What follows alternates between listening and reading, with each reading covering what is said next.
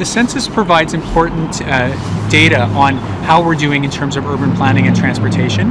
In the City of Toronto, it shows that the pattern of intensification and new development is playing a role in encouraging public transit usage and a reduction in car drivership. What we're seeing at the regional scale, however, is that the urban sprawl and continuing growth outwards is having an impact, as auto-oriented suburbs are still the predominant form in this region, and so we're seeing a lot of car drivership still around the periphery of this region. So it's really, in some ways, a tale of two cities, of a dense urban core that's shifting towards public transit and walkability, surrounded by a broad auto-oriented suburban community that's still heavily dependent on the car.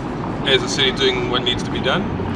I think we're putting in policies in place both at the city level and at the regional scale to try to start moving more towards a transit-oriented and sustainable transportation city, and yet it's still a work in progress.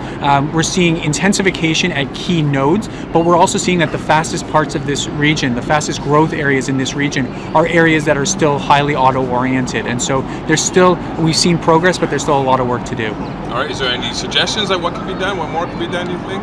I think we need to be closely matching our transportation and our land use investments, trying to couple where growth is happening with investments in public transit and matching the urban form so that we're creating places where people can live, work, and play so they don't have to commute as far.